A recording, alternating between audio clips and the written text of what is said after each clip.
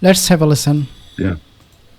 Patel was seen being ushered out of the Hilton through the lobby at 10:02 p.m., about 90 minutes after shots were fired. The Washington Post reported his girlfriend, who was also invited by the mail, was hiding in a room holding hands with another man, but later left with Patel, the New York Times reported. And I don't know if you remember this tweet that Kash put out a few months ago, that his girlfriend was a country music sensation and she had done more for this country in 10 lifetimes than anybody else. So I can only imagine how badly Kash is reeling from this reveal that Alexis is holding hands with somebody in a closet somewhere. Yeah. That one is strange. I mean, there was a lot of strange stuff going on that night. There was Stephen Miller apparently hiding behind Katie Miller. They rushed out JD Vance before they rushed out Trump. I mean, this whole thing was a shit show. And, the only folks who came out, smelling like a rose, it seems to me, were the folks in the press. I thought, despite the fact that I didn't want to go to the event and I thought, it wasn't right that people in the press were having this event with Trump, I thought Weijia Jiang, the head of the Correspondents Association, handled it well. But I mean, this was a shit show from top to bottom. I mean, first of all, why is it that... Why would Kash Patel's wife will be holding hand of another man? Well, it is because his wife doesn't really care about him as much as he wants her to care about him. And this is quite obvious. If you take a look at the recent developments, you will see that Kash Patel is not getting along with his wife, or his wife, I should say, is not getting along with him very well. And once he gets fired from his position as the FBI director, I can promise you his marriage will fall apart. In fact, his marriage might actually fall apart before he loses his job. That the president, the vice president, and the Speaker of the House, the line of succession is right there. They're all in one ballroom that is not being guarded that well. Like, you're just in a hotel where people can just check in, and apparently the shooter was able to check in without any kind of security. I mean, the whole thing is nuts. And I've been saying this since last year, that this event just needs to be rethought. Like, this idea that the press... Well, Jim, it's going to be in the new ballroom now. Yeah. It's going to be in the new $400 million ballroom. He's already rethought it. Did you see in the manifesto of this shooter that he said his targets were Trump and some people in the administration, but not, and he referred to him as Mr. Patel? Have you seen that? I haven't. I don't know. But I mean, Kash Patel, we were going into this weekend, we were hearing that he might be fired. So it's either he's going to be next or Pete Hegseth is going to be next. This is not a good week for Kash Patel or anybody in law enforcement. I mean, the Secret Service has let this happen again, where somebody was able to, almost pull this off. And so, yeah, if you take a look at the interview by Todd Blanche, when CNN interviewed him, CNN asked Todd Blanche, Dana Bash, and I played this video in my channel. If you want to take a look, it is in my channel, where I showed you guys when CNN's Dana Bash was asking this question to Todd Blanche about Trump's trust and confidence in Kash Patel in regards to heading this investigation of the shooting. Todd Blanche did not for 1 second said, yes, Trump has full confidence, trust on Kash Patel.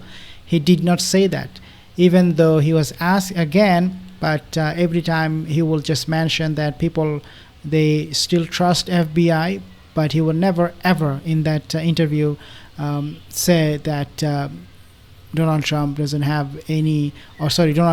any trust or confidence on Kash Patel. So for Kash Patel, it's game over. That is what I can smell right from here. So, but this is the Trump administration. There is no bottom. There is no, what's worse than this. He's going to continue to, and people were saying, in the press, oh, look how conciliatory he was being after this was over. And I'm like, and then it was like 24 hours later, he's already shitting on the press again with Norah O'Donnell, on 60 Minutes. Well, and here's my thing. If the press has to point out, look at the big boy who's acting like a big boy for 30 minutes. This is just such a low bar. And I think that the fact that the whole normalization of it, of everybody sitting there, because I was kind of watching it.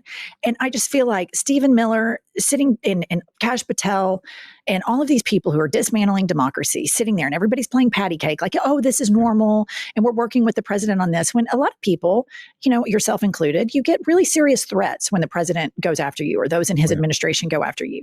And this is not a guy that likes the First Amendment. And this is not a guy who likes the opposing political party he calls vermin. So all of the optics of that really bothered me. But Jimmy Kimmel... apparently he was going to come in and trash the press. Apparently he was going to give this revenge speech. Caroline Leavitt, apparently she was on Fox beforehand saying, shots are going to be fired tonight. Have you seen that video of her saying that? She said, and I thought, for once, Caroline told the truth.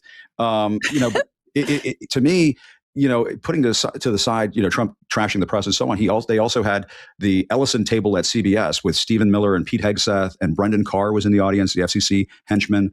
And there is not a bottle of vodka big enough that I can sit at that table. That's why I was like, forget it. Kash Patel is always drunk. I do not know how can he still hold that job.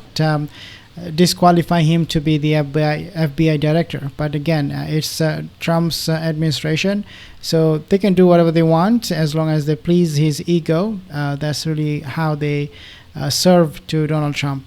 They do not even have to serve the people of America FBI, as an FBI director.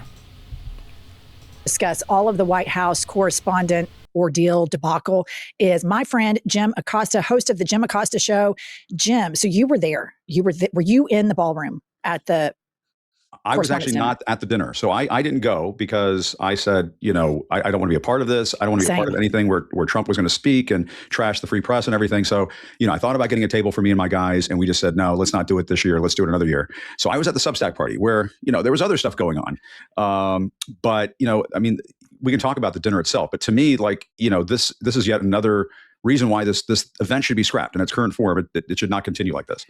Well, let's get on to some pressing matters. Number one, I like to browbeat Kash Patel, obviously, because he's such an easy target. So here is right after the shooting, and here is some video of Cash Money working as director of the FBI. Let's play this clip. So there he is, looking around, dazed, confused. Just it's like James Bond. It's 007 right there. There he is. Exactly. Vodka martini, shaken, not stirred, and definitely shaken.